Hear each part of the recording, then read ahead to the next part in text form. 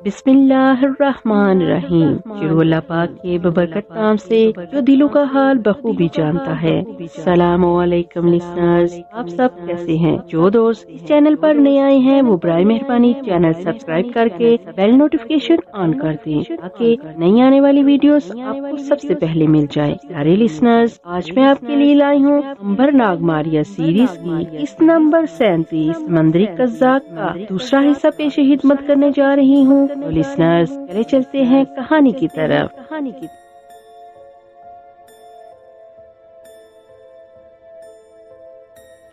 जिस मकाम पर राजू डाकू का गांव था, वहां से समंदर एक दिन और एक रात के सफर पर था। ये हिंदुस्तान का जनूब मशरकी किनारा था, जहां आजकल मशरकी घाट की बंदरगाहें हैं। डग्गू का काफिला सारा दिन जंगलों में सफर करता रहा। दोपहर को उन्होंने एक जगह पर पड़ाव डाला, खुद भी खाना खाया और राजकुमारी शकुंतला को भी दिया। शकुंतला ने इनकार किया तो शिवाजी खंजर लेकर सामने आ गया। राजकुमारी, तुम्हारी जिंदगी और मौत इस वक्त मेरे हाथ में है। अगर तुमने जिद की तो मैं ये खंजर तुम्हारे सीने में घोंप दूंगा। तुम्हारी बेहतरी इसी में है कि जैसा हम कहते हैं वैसा ही करो। बेचारी शकुंतला बेबस होकर चुप हो गई। इसने खाना जहर मार दिया और चुपके चुपके आंसू बहाने लगी। काफिला खाने के बाद फिर सफर पर रवाना हो गया। शाम को ये काफिला जंगल से निकलकर एक वादी में आ गया, जहाँ कहीं कहीं चावल के खेत फैले हुए थे। रात को ठगू ने एक खेत में पड़ाव डाल दिया। यहाँ करीबी गांव से कुछ ठग शिवाजी से मिलने आए। शिवाजी की उन्होंने बड़ी खिदमत की। कोई अपने साथ खीर पका कर ला रहा था, किसी ने नारियल के दूध का मटका उठा रखा था, किसी ने फलों की टोकरी उठाई हुई थी। ये सारे ठग शिवाजी की टहल सेवा कर रहे थे। उन्होंने खेत में बिस्तर लगा दिए और ऊपर कपड़े के तंबू तान दिए गए।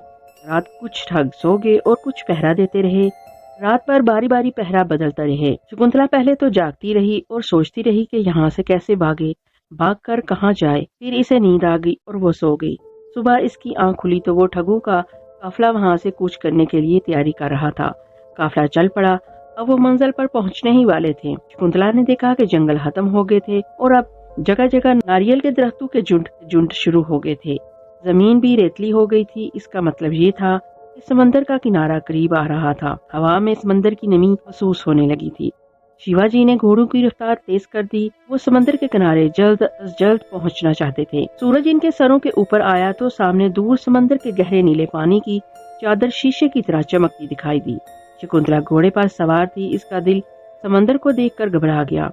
अगर वो समंदर के पार किसी मुल्क में चली गई तो फिर शायद कभी वापस अपने वतन न आ सकेगी। इस ख्याल से शकुंतला का दिमाग चकराने लगा और वो बेहोश होते होते बची। फिर इसने ये सोचकर अपने आप को हौसला दिया कि अगर भगवान ने चाहा तो वो जरूर एक बार फिर वापस अपने घर आएगी और अपने बच्चे और हामा से मिलेगी।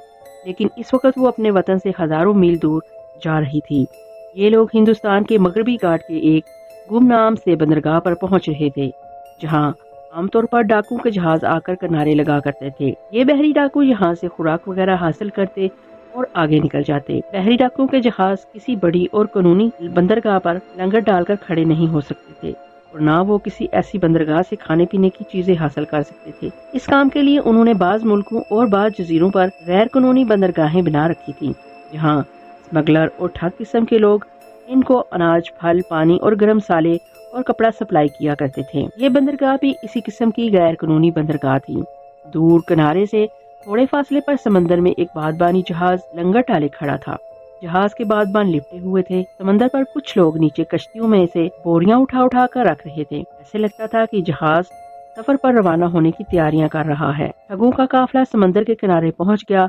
यहाँ कई दूसरे ठग और स्मगलर भी मौजूद थे। इन सबों ने शिवाजी ठग का बड़ी गर्मजोशी से खैर मकदम किया। जो कोई ठग भी आता शिवाजी से खूब हाथ मिलाकर मिलता। फिर एक काली काली मूंछों और काली स्याह घनी धाड़ी वाला रीछ किस्म का आदमी शिवाजी के पास आया और उसने शिवाजी को कहका मारकर गले लगा लिया। अरे मेरे यार शिवाजी, हो क्या हाल है?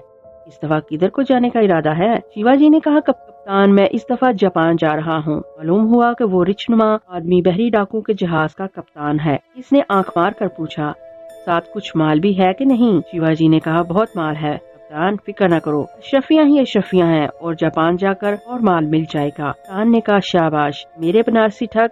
शिवाजी ठग ने पूछा, जहाज किस वक्त रवाना होगा? कप्तान ने आसमान की तरफ देखकर कहा, बस हवा चल पड़ी है, ये थोड़ा सा सामान लदा जा रहा है तो फिर लंगर उठा दिया जाएगा। तुम ठीक वक्त पर आए हो। शिवाजी बोला, मेरा ख्याल है हम जहाज पर चल कर बैठते हैं। कप्तान ने कहा, क्यों नहीं, तुम्हारा अपना ही तो जहाज है। शिवाजी ने पूछा, इस दफा देर बाद तुमसे मुलाकात हुई, सुनाओ कहाँ कहाँ डाके मारते रहे। कुछ नहीं भाई, हमारा काम तो पानी में गोते लगा कर खुराक हासिल करना है। कोई तजारती जहाज मिल गया तो काम बन गया, नहीं तो समंदर में बेकार फिरते रहो। पिछले माह एक जहाज लूटा था, आदमियों को कत्ल कर दिया, काफी सामान मिल गया था। अब ये महीना हाल ही जा रहा है, अब तुम्हारे साथ जापान को चलते हैं, शायद रास्ते में कोई तजारती जहाज मिल जाए। शिवाजी ने कहा, मैं तुम्हारे साथ होऊंगा तो तजारती जहाज जरूर मिलेगा। कप्तान बोला, जरूर जरूर, आओ अब जहाज पर चलो, वहाँ चलकर बातें करेंगे। शिवाजी ने शकुंतला को साथ लिया और अपने दूसरे ठगों के साथ कश्ती में सवार हो गया। ये कश्ती भी बहरी डाकू ही चला रहे थे। कश्ती समुद्र में खड़े बादबानी जहाज के पास पहुंचकर रुक गई। सारे ठग कश्ती में बैठे रहे। शिवाजी के साथ सिर्फ 3 ठग जहाज पर सवार हुए। शकुंतला को उन्होंने पहले ही जहाज पर सवार कर दिया था। गोया शिवाजी ठग के साथ सिर्फ 3 ठग जा रहे थे, बाकी ठग वहीं से वापस चले गए। अर्शे पर जाकर शिवाजी ठग ने शकुंतला को साथ लिया और बहरी डाकू के कप्तान के साथ वाले कैबिन में आ गया। ये कैबिन छोटा सा था मगर बड़ा आरामदेह था। आमने सामने 2 बिस्तर लगे हुए थे। एक तपाई पर मटके में पानी और फलों की टोकरी पड़े हुए थे। शिवाजी ने शकुंतला से कहा, इस कैबिन में सिर्फ तुम रहोगी, मैं दूसरे ठगों के साथ वाले कैबिन में सोऊंगा। अब तुम अपने वतन का ख्याल दिल से निकाल दो, अब तुम्हारा वतन वही होगा जहाँ हम तुम्हें फरोख्त करेंगे। इतना कहकर शिवाजी बाहर निकल गया। शकुंतला की आंखों में आंसू आ गए। वो अपने वतन से किसी नामालूम मंजिल की तरफ जा रही थी, एक ऐसी मंजिल की तरफ जहाँ से वापस लौटने की से कोई उम्मीद नहीं थी। वो जंगल में भाग सकती थी लेकिन समंदर में कुछ नहीं कर सकती थी। और फिर इसके सर पर सारे के सारे खूनी और कातिल थे। सबके दिल पत्थर के थे, किसी के दिल में जरा सा भी रहम नहीं था। ये बहरी डाकू थे जिनका काम ही जहाजों को लूटना, मुसाफिरों को कत्ल करना और औरतों के साथ जुल्म करना था। इनसे हमदर्दी की उम्मीद रखना फजूल था। इस वक्त शकुंतला को अंबर का बहुत ख्याल आया। अगर वो कहीं से आ जाए तो इसे दुखों से निजात मिल सकती है। वो इसे इन कातिल और खूनी डाकू से भी निकाल कर ले जा सकता था। लेकिन खुदा जाने अंबर कहाँ था, किस हालत में था और कहाँ कहाँ शकुंतला को तलाश करता फिर रहा था। इसे क्या खबर थी कि इसकी बहन शकुंतला कातिल ठगों और खूनी बहरी डाकुओं के कब्जे में आ चुकी है और समंदर में किसी नामालूम मंजिल की तरफ रवाना होने वाली है। शाम गुरूब हुई तो शुमाल की तरफ से जुनूब की जानब ठंडी और तेज हवा चलना शुरू हो गई। कप्तान अर्शे पर चरखी के पास खड़ा था। उसने हुक्म दिया, बादबान खोलकर लंगर उठा दिया जाए। बहरी डाकू ने इस वक्त जहाज का लंगर ऊपर खींच लिया। ये डाकू जहाज के मस्तूल के ऊपर चढ़ गए और उन्होंने सारे बादबान खोल दिए। बादबानों के खुलते ही इनमें हवा भर गई और जहाज ने जनूब मशरक की तरफ होले होले चलना शुरू कर दिया। बहरी डाकू ने अर्शे पर खड़े होकर जोर जोर से नारे लगाए। कप्तान के हुक्म से बहरी डाकू के जहाज का खोपड़ी और हड्डियों वाला स्याह झंडा खोल दिया गया। ये झंडा बहरी डाकू का खास निशान था, जिसे दूर से ही देखकर बड़े से बड़े बहादुर कप्तानों के हौसले पस्त हो जाया करते थे। अपने झंडे को फड़फड़ाते देखकर डाकू ने और ज्यादा जोश से नारे लगाने शुरू कर दिए। कप्तान चरखी के पास खड़ा था, कंपस इसके हाथ में था। कभी वो कंपस को देखता और कभी आसमान पर चमकते सितारों को देखता और फिर जहाज को आगे बढ़ने का हुक्म देता। वो जहाज को ठीक समुद्री रास्ते पर डाल रहा था। जहाज एक बार ठीक रास्ते पर चल पड़े तो फिर वो चलता चला जाता है। जहाज अपनी ठीक सिमत पर रवाना हो गया। अब इसकी रफ्तार भी तेज हो गई। समंदर की लहरें जहाज के पैंदे से टकराकर बड़ी तेजी से पीछे की तरफ भागती चली जा रही थी। शकुंतला अपने कैबिन में उदास बैठी थी। जहाज आहिस्ता आहिस्ता समुद्री लहरों के साथ हिल रहा था। शकुंतला को चक्कर आने लगे। वो बिस्तर पर लेट गई और इसने आंखें बंद कर ली। तीनों ठग ठंडी हवा में जहाज के अर्शे पर बैठे दूसरे समुद्री डाकू से बातें करते हुए अपने अपने कारनामे सुना रहे थे। शिवाजी ठग वहाँ से उठकर जहाज के कप्तान के कैबिन में आ गया। वो मेज पर एक चमड़े का नक्शा फैलाए इस पर झुककर कुछ देख रहा था। शिवाजी ठग को अंदर आते देखकर बोला, आओ दोस्त, मेरे पास आकर बैठ जाओ। शिवाजी अंदर आकर बैठ गया। तुम क्या देख रहे हो कप्तान? कप्तान ने कहा, हम इसी रफ्तार से सफर करते रहे तो 3 दिन के बाद जावा सुमात्रा के समंदर में दाखिल हो जाएंगे। इस समंदर में एक ऐसा जजीरा है जहाँ बादशाह की फौज जमा है। मैं इस जजीरे से बचकर निकलना चाहता हूँ। बस इसी जजीरे को देख रहा था। वैसे फिक्र न करो, कई बार इधर से गुजरा हूँ और हमेशा शाही फौज की तोपों से महफूज रहा हूँ। शिवाजी ने कहा, कप्तान ये तो बताओ कि हम जापान कब तक पहुँच जाएंगे? कप्तान कहने लगा, शिवाजी जापान हम 15-16 दिनों के अंदर अंदर पहुँच जाएंगे। अगर तूफान ना आया तो इससे भी जल्दी सफर कट जाएगा। शिवाजी बोला, अच्छा भाई, मुझे तो नींद आ रही है, मैं तो सोने चला। और शिवाजी ठग अपने कैबिन में आ गया। इसके साथ ही ठग अभी तक बाहर अर्शे पर बैठे समुद्री डाकुओं से बातें कर रहे थे। रात काफी गुजर गई थी। ठंडी ठंडी हवा चल रही थी। ठग बाहर ही अर्शे के तख्ते पर पड़कर सो गए। शिवाजी अपने कैबिन में सो गया। शकुंतला बेचारी कैबिन के बिस्तर पर लेटी करवटें बदल रही थी। इसे नींद नहीं आ रही थी। इसे नींद कैसे आती? वो अपने बाल बच्चों और घर बार से जबरदस्ती जुदा कर दी गई थी। ठग इसे समुद्री डाकू के जहाज में किसी दूसरी जगह फरोख्त करने के लिए ले जा रहे थे। वो तो कांटू के बिस्तर पर पहलू बदल रही थी। शकुंतला को हम पहली डाकू के जहाज में छोड़ते हैं। अब हम वापस अंबर की तरफ आते हैं। जैसा कि हम पहले कह चुके हैं, अंबर शकुंतला की रियासत की तरफ जा रहा था। इसे यह खबर मिली थी कि शकुंतला राजा हनुमान की शाही फौज की हिफाजत में अपने राजकुंवर के महल की तरफ रवाना हो चुकी थी। अंबर को यकीन था कि अगर शाही फौज का दस्ता इसके साथ है तो वो अब तक राजकुंवर के महल में पहुंच चुकी होगी। इसे क्या खबर थी कि इस वक्त शकुंतला समुद्री डाकू के जहाज पर ठगों की कैदी होकर मुल्क जापान की तरफ सफर कर रही थी। अंबर घोड़े पर सवार दिन को सफर करता और रात को किसी दरख्त या किसी चट्टान के साए में पड़कर सोया रहता। कई दिनों बाद वो एक दरिया के पुल पर आ गया। ये पुल भी लकड़ी का बना हुआ था। इस पुल को अबूर करके जब वो दरिया के दूसरे किनारे पर आया तो इसने देखा उस झोंपड़ियों के आगे औरतें और मर्द ढोल की थाप पर नाच रहे हैं। अंबर घोड़े पर सवार इनके पास जाकर खड़ा हो गया। बस्ती वालों ने एक अजनबी को वहाँ आते देखा तो नाचना बंद कर दिया। एक बूढ़ा आगे बढ़ा। बेटा, तुम कौन हो और किधर जा रहे हो? अंबर ने घोड़े से उतर कर कहा, मैं मुसाफिर हूँ और राजा हनुमान के शहर से आ रहा हूँ और मुझे राजकुंवर की रियासत बम्बई सार में जाना है, हिमालय पहाड़ के दामन में। मुझे बताओ कि ये रियासत यहाँ से कितनी दूर है? बूढ़े ने कहा, बेटा, रियासत बम्बई सार यहाँ से 4 दिन के सफर पर है। हमारे यहाँ एक शादी हो रही है। अगर तुम्हें पसंद आ जाए तो हमारा खाना खाकर आगे सफर करो। अंबर वहाँ रुक गया। खाना खाकर वो ताजा दम हो गया। इसके घोड़े ने भी खूब घास वगैरह खा लिया। दोपहर के बाद वो वहाँ से रुखसत हो गया। वो शाम तक सफर करता रहा। ये सुनकर इसे बड़ी खुशी हुई कि शकुंतला की रियासत अब थोड़े ही फासले पर रह गई है। 3 या 4 दिन के बाद वो शकुंतला के पास होगा और इसे मिल रहा होगा। वो कितना खुश होगी अपने भाई को देखकर। अभी वो सफर कर रहा था। थोड़ी देर और सफर करने के बाद जंगल के रास्तों पर रात का अंधेरा छा गया तो अंबर घोड़े से उतर आया। इसने एक दरख्त के नीचे डेरा जमा लिया। रात भर इस जगह सोया रहा। सुबह उठकर फिर सफर पर चल पड़ा। इसने दूर देखा तो हिमालय पहाड़ इसे दिखाई दे रहे थे। वो मंजिल के करीब आ गया था। अंबर ने तेज तेज चलना शुरू कर दिया। दोपहर को इसने एक जगह आराम किया, खाना खाया, घोड़े को पानी वगैरह पिलाया और रवाना हो गया। अंबर यूं ही सफर करता रहा। चौथे रोज वो एक और वादी में आ गया। इसके इर्द गिर्द चारों तरफ पहाड़ ही पहाड़ थे, ऊंचे ऊंचे पहाड़ जिन पर घने जंगल उगे हुए थे। यहाँ सर्दी हो गई थी। अंबर ने झोले में से गर्म कपड़े निकाल कर पहन लिए। ये वादी बड़ी सरसब्ज थी।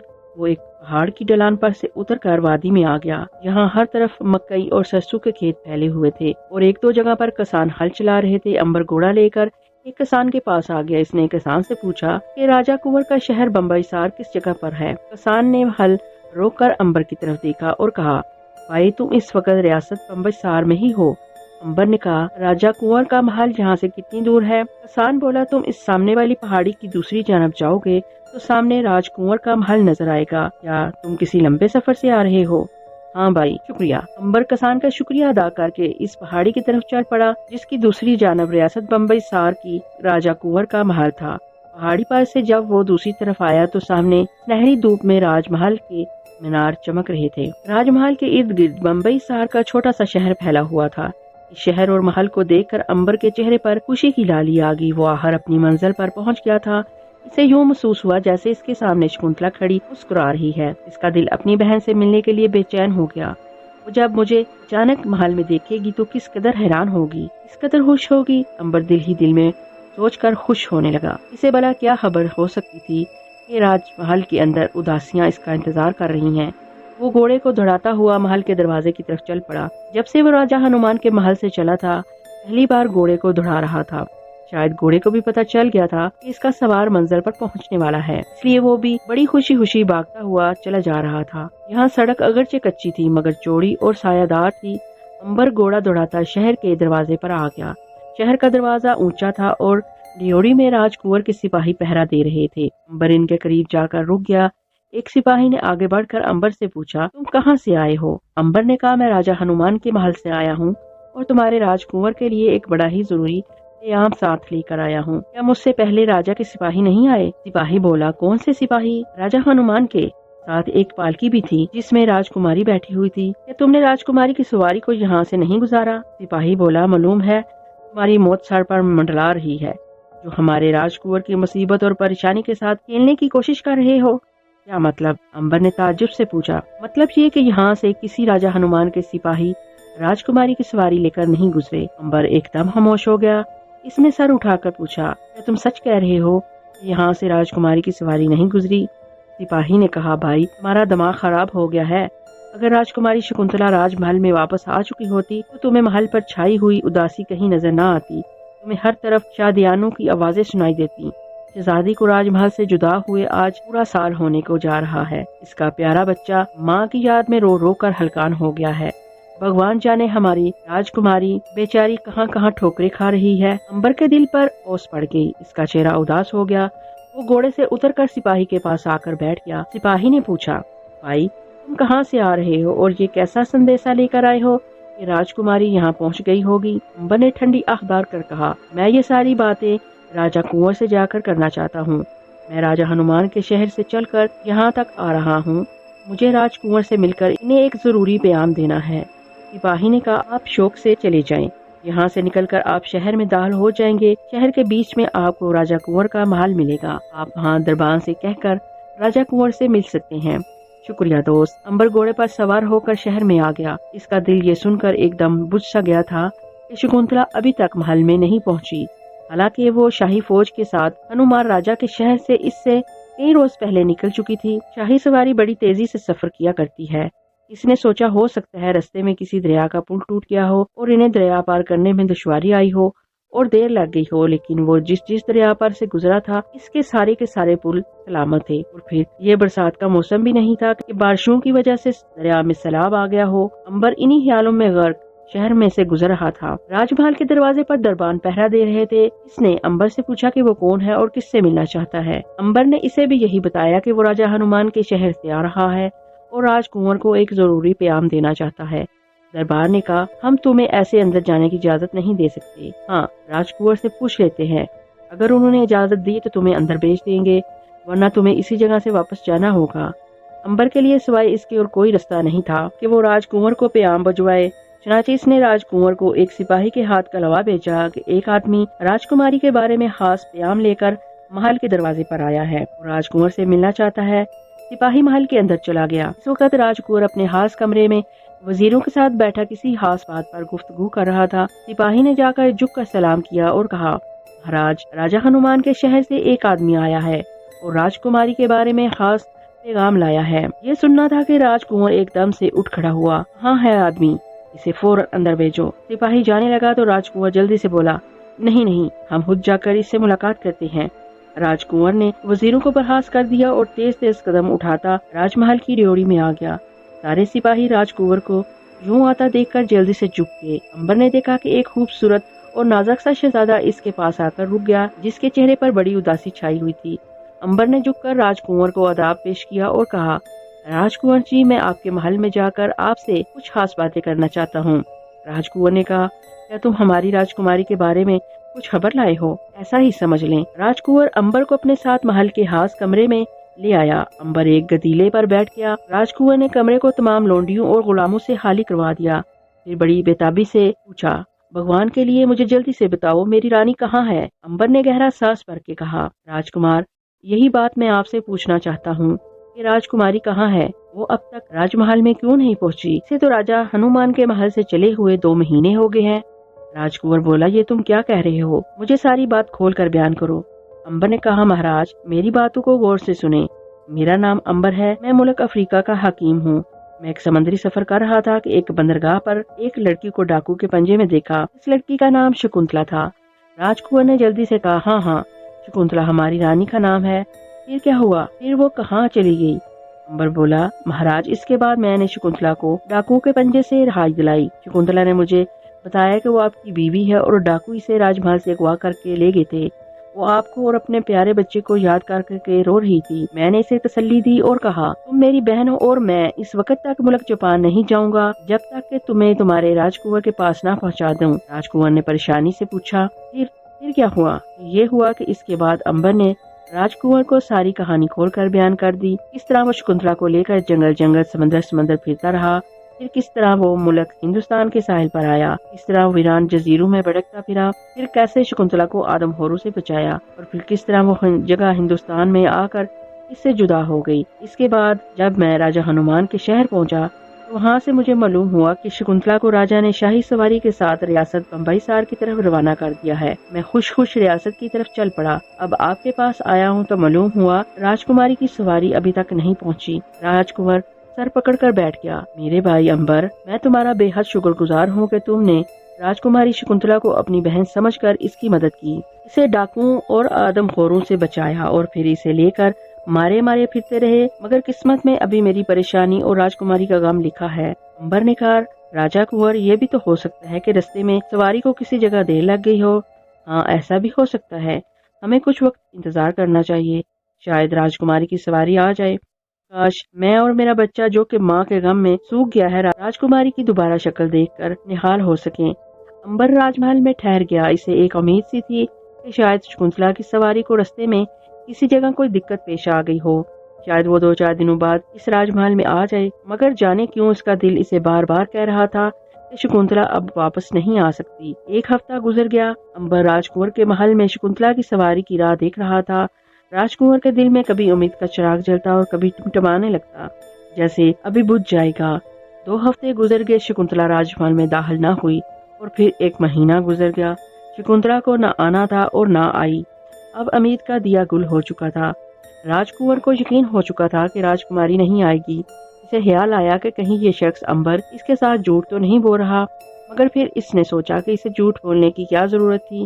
امبر سمجھ گیا کہ شکنتلا راستے میں کسی مصیبت میں پھنس گئی ہے۔ ہو سکتا ہے کہ شاہی فوج نے سفر سے تنگ آ کر اسے راستے میں ہی چھوڑ دیا اور بیچاری شکنتلا جنگلوں میں در بدر پھر رہی ہو۔ امبر نے سوچا کہ واپس چل کر جنگلوں میں شکنتلا کو تلاش کرنا چاہیے، محل میں بیٹھے رہنے کا کوئی فائدہ نہیں۔ چنانچہ امبر نے راج کنور سے کہا، راج کنور، میرا خیال ہے کہ راجکماری کسی مصیبت میں پھنس گئی ہے، میرا اب یہاں رہنا بیکار ہے، اس سے کہیں بہتر ہے کہ میں واپس جا کر جنگلوں میں راجکماری کی تلاش شروع کر دوں تاکہ وہ مل جائے۔ راج کنور نے کہا، امبر بھائی، میں بھی تمہارے ساتھ چلوں گا، تم نے میرے زخم کو پھر سے ہرا کر دیا ہے۔ میں راجکماری کے غم کو سینے سے لگائے خاموش بیٹھا، آنسو بہا رہا تھا کہ تم نے مجھے امید دلا کر پھر سے نا امید کر دیا۔ میں بھی تمہارے ساتھ جنگلوں میں اپنی رانی کو تلاش کروں گا۔ امبر نے کہا، مہاراج، اس میں کوئی شک نہیں کہ آپ کو بڑا صدمہ ہوا، لیکن آپ اپنے محل میں ہی رہ کر شکنتلا بہن کا انتظار کریں، کیونکہ ہو سکتا ہے وہ یہاں کسی وقت پہنچ جائے۔ ویسے بھی آپ جنگلوں کی مصیبتیں برداشت نہیں کر سکیں گے، اور پھر اگر شکنتلا بہن واپس آ گئی اور اس نے یہاں آپ کو نہ دیکھا تو اور زیادہ پریشان ہو جائے گی۔ راج کنور نے کہا، بھائی، یہ سوچ کر ٹھہر جاتا ہوں کہ کہیں سچ مچ بھگوان نے میری رانی کو راج محل میں بھیج دیا تو وہ مجھے نہ پا کر صدمے میں ہو جائے گی۔ ویسے میرا دل تمہارے ساتھ ساتھ جنگل سفر کر رہا ہوگا، لیکن کیا تم کچھ روز کے لیے اور یہاں رک کر انتظار نہیں کر لیتے؟ امبر بولا، یہاں بیٹھ کر ہاتھ پر ہاتھ دھرے رکھنا اچھی بات نہیں، میں جنگل میں جا کر کیوں نہ اپنی بہن کو تلاش کروں، ہو سکتا ہے اس کی سواری آ رہی ہو اور رستے میں ہی اس سے ملاقات ہو جائے۔ راج کنور نے کہا، بھائی، بھگوان کرے کہ ایسا ہی ہو، اگر راجکماری کی سواری تمہیں رستے میں مل گئی تو تمہیں میری قسم ہے کہ اسی وقت بھاگ کر میرے پاس آنا اور مجھے آ کر خوشخبری سنانا کہ راجکماری راج محل کی طرف آ رہی ہے۔ امبر بولا، خدا نے چاہا تو ایسا ہی ہوگا۔ راج کنور نے کہا، تم میرے محل کے سب سے طاقتور اور تیز دوڑنے والا گھوڑا لے جا سکتے ہو، تمہیں کھانے پینے کی جتنی بھی چیزوں کی ضرورت ہو تمہارے ساتھ رکھوا دی جائیں گی۔ شکریہ۔ تھوڑی سی خوراک اور تیز گھوڑا لے کر امبر ریاست بمبئی سار سے نکل کر ایک بار پھر مغربی گھاٹ کے جنگلوں کی طرف نکل کھڑا ہوا۔ یہ وہی رستے تھے جہاں سے ہو کر وہ گزرا تھا۔ وہ صبح کو راج محل سے نکلا تھا اور اسے رستے میں ہی شام ہو گئی۔ وہ اب بہت کم رستے میں آرام کرنا چاہتا تھا۔ وہ انہی رستوں پر چل رہا تھا جہاں سے وہ گزر کر آ رہا تھا۔ اس کے دل میں ایک ہلکی سی امید کی کرن روشن تھی کہ شاید رستے میں اسے شکنتلا کی سواری مل جائے۔ شام غروب ہو گئی، پھر رات ہو گئی، ہر طرف رات کا اندھیرا پھیل گیا، آسمان پر ستارے نکل آئے۔ امبر بغیر رکے جنگل میں سفر کرتا رہا۔ اندھیرے میں رستہ بہت کم نظر آ رہا تھا، اس کے ارد گرد پہاڑیاں پھیلی ہوئی تھی، سردی بڑھ گئی تھی۔ امبر کا گھوڑا قدم قدم چل رہا تھا۔ آخرکار اندھیرے اور سردی کی وجہ سے اسے رکنا پڑا۔ وہ گھوڑے سے اتر پڑا۔ ایک جگہ اس نے خشک جھاڑیاں جمع کر کے آگ روشن کی اور پاس بیٹھ گیا۔ آگ تاپنے لگا۔ آگ کی گرمائش نے اس پر غنودگی طاری کر دی۔ وہ اسی جگہ گرم کمبل اوڑھ کر سو گیا۔ اس کی آنکھ کھلی، اس وقت سورج نکل آیا ہوا تھا اور درختوں کے اوپر دھوپ چمک رہی تھی۔ اس نے اٹھ کر تھوڑا سا ناشتہ کیا۔ گھوڑا بھی گھاس وغیرہ کھا کر تازہ دم ہو چکا تھا۔ امبر نے بستر لپیٹ کر گھوڑے پر رکھا اور آگے چل پڑا۔ سارا دن سفر کرتا رہا۔ دوپہر کو ایک پہاڑی چشمے پر آ کر اس نے خود کھانا کھایا اور گھوڑے کو پانی پلایا۔ کچھ دیر آرام کیا اور پھر آگے روانہ ہو گیا۔ چلتے چلتے پھر رات ہو گئی۔ امبر سفر کرتا رہا۔ جب وہ تھک گیا اور اندھیرا بھی بڑھ گیا تو وہ گھوڑے سے اتر پڑا۔ ایک درخت کے نیچے اس نے آگ روشن کی، کھانا کھایا، گھوڑے کو درخت کے ساتھ باندھ کر اس نے آگے گھاس ڈال دیا اور خود سو گیا۔ ساری رات وہ سوتا رہا۔ صبح اٹھا اور پھر سفر پر روانہ ہو گیا۔ اسی طرح سفر کرتے کرتے اسے کئی دن اور کئی راتیں گزر گئی، مگر شکنتلا کی سواری اسے کہیں نہ ملی۔ اس کے دل میں طرح طرح کے وسوسے پیدا ہونے لگے۔ کہیں شکنتلا کو ڈاکو نہ اٹھا کے لے گئے ہوں، کہیں سپاہی سے چھوڑ کر نہ بھاگ گئے ہوں، کہیں ایسا نہ ہوا ہو کہ آدم اور جنگلیوں نے ان سب کو پکڑ کر ہڑپ کر لیا ہو۔ اس قسم کے خیالوں سے امبر پریشان ہو گیا، مگر وہ سفر کرنے کے سوا اور کچھ نہیں کر سکتا تھا۔ اس نے سفر جاری رکھا۔ وہ ایک بہادر نوجوان تھا اور اپنی دھن کا پکا تھا۔ اس نے دل میں فیصلہ کر رکھا تھا کہ چاہے اسے دنیا کے دوسرے کنارے پر بھی جانا پڑے، وہ شکنتلا کو ڈھونڈ کر لائے گا۔ سفر پر سفر کرتے، منزلوں پر منزلیں اور دریا عبور کرتے، آخر اس نے ایک دریا کو عبور کیا تو اسے سامنے ایک گاؤں کی آبادی نظر آئی۔ یہاں کچے مکان بنے ہوئے تھے۔ گاؤں کے ارد گرد جوار کے چند کھیت بھی تھے۔ شام ہو رہی تھی، کچھ مکانوں سے دھواں اٹھ رہا تھا۔ امبر کو کوئی علم نہیں تھا کہ وہ رستے سے بھٹک گیا ہے اور اس گاؤں کی طرف آ نکلا ہے جہاں راجو ٹھگ کی حویلی ہے۔ وہ گاؤں میں آ گیا اور ایک مکان کے باہر دیہاتیوں کو دیکھ کر گھوڑے پر سے اتر آیا۔ اس نے اس دیہاتی سے پوچھا، کیوں بھائی، اس گاؤں کا کیا نام ہے؟ یہ دیہاتی راجو ڈاکو کا آدمی تھا۔ اصل میں یہ سارا گاؤں ڈاکوؤں اور ٹھگوں کا تھا۔ دیہاتی نے اوپر سے نیچے تک بڑے غور سے امبر کو دیکھا اور پوچھا، بھائی تم کون ہو اور کہاں سے آ رہے ہو؟ امبر نے کہا، میں ریاست بمبئی سار کے شہر سے آ رہا ہوں اور راجہ ہنومان کے شہر کی طرف جا رہا ہوں۔ تم مجھے یہ بتاؤ کہ کیا میں رستے سے بھٹک کی تو نہیں گیا، کیونکہ جو پہاڑ اور دریا میں نے آتے ہوئے دیکھے تھے وہ مجھے رستے میں کہیں دکھائی نہیں دیے۔ دیہاتی نے کہا، بھائی تم ٹھیک رستے سے بھٹک گئے ہو، خیر کوئی بات نہیں، تو میں گاؤں کی مکھیا کی حویلی میں لیے چلتا ہوں، شاید وہ تمہیں کوئی انتظام کر دے، کیونکہ یہاں سے مہینے میں 2 بار قافلہ راجہ ہنومان کے شہر کو جایا کرتا ہے، لیکن وہاں پیسے لگتے ہیں۔ یہ بتاؤ کہ تمہارے پاس پیسے ہیں؟ دیہاتی اصل میں یہ معلوم کرنا چاہتا تھا کہ اس نوجوان کے پاس کتنی رقم ہے۔ امبر بولے پن سے بولا، بھائی میرے پاس بہت دولت ہے، سونے کی شفیوں کی 4 تھیلیاں ہیں جو میں نے سفر کے لیے ساتھ رکھی ہوئی ہیں۔ تم مجھے گاؤں کے مکھیا کے پاس لے چلو تاکہ وہاں پر پتہ چل سکے کہ قافلہ کس روز روانہ ہونے والا ہے۔ دیہاتی نے جب یہ سنا کہ نوجوان کے پاس کافی دولت ہے تو اس کی باتیں کھل گئی۔ سونے کی شفیوں کی 4 تھیلیاں بہت بڑی دولت تھی۔ اتنی دولت تو راجو ڈاکو بھی 3-4 ڈاکے مار کر ہی پورے قافلے کو ہلاک کر کے ہی حاصل کر سکتا تھا۔ دیہاتی نے سوچا کہ وہ راجو ڈاکو سے ضرور انعام حاصل کرے گا، کیونکہ وہ ایک بہت دولت مند آدمی کو لے کر جا رہا ہے۔ دیہاتی امبر کو راجو ڈاکو کی حویلی میں لے گیا۔ راجو ڈاکو اگلے روز ڈاکے پر جانے کی تیاریاں کر رہا تھا، کیونکہ اس کے پاس پیسے ختم ہو گئے تھے۔ اس نے ریوڑی میں گھوڑے کی آواز سنی تو باہر آ گیا۔ کیا دیکھتا ہے کہ ایک دبلا پتلا نوجوان دیہاتی کے ساتھ حویلی کی ڈیوڑی میں آ رہا ہے۔ امبر نے بھی دیکھا ایک لمبی لمبی مونچھوں اور ڈرونی شکل والا آدمی اس کے سامنے کھڑا ہے۔ راجو نے دیہاتی سے پوچھا، یہ کون ہے؟ دیہاتی نے ہاتھ سے خاص اشارہ کیا جس کا مطلب یہ تھا کہ بہت بڑی اسامی ہے۔ زبان سے یہ کہا، سرکار آپ اس گاؤں کے مکھیا ہیں، یہ ایک غریب مسافر ہے، راستہ بھول کر اس گاؤں میں آ گیا ہے، میں اسے آپ کی خدمت میں لایا کہ اگر قافلہ راجہ ہنومان کے شہر کو جانے والا ہو تو اسے بھی ساتھ لے جائیں، اس کے پاس کرائے کے پیسے موجود ہیں۔ راجو ڈاکو کو معلوم ہوا کہ اسامی بہت دولت مند ہے تو بہت خوش ہوا، فوراً بولا، ہاں ہاں کیوں نہیں، یہ تو ہمارے مہمان ہیں، آئیں تشریف لائیں۔ اور امبر سے پوچھا کہ وہ کہاں جا رہا ہے، کیا راجہ ہنومان کے شہر کو جا رہا ہے؟ امبر بولا، ہاں جناب، ادھر کو ہی جا رہا تھا کہ راستہ بھٹک گیا، اب آپ کے پاس آیا ہوں۔ سنا ہے کہ یہاں سے کبھی کبھار ایک قافلہ تیار ہو کر راجہ کے شہر کو جایا کرتا ہے، اگر آپ اس قافلے میں مجھے بھی شامل کر لیں تو میں آپ کا بڑا شکر گزار ہوں گا، میں کرایہ ادا کروں گا۔ راجو ڈاکو مسکرایا، برخودار کرایہ تم نہ بھی ادا کرو تو بھی ہم تمہیں راجہ ہنومان کے شہر پہنچا دیں گے، اس لیے کہ تم ہماری حویلی میں ہمارے مہمان بن کر اترے ہو، اور ہم اپنے مہمانوں سے کرایہ وصول نہیں کیا کرتے، کرایہ تو ہم مسافروں سے وصول کیا کرتے ہیں، اور تم مسافر نہیں ہو، ہمارے مہمان ہو۔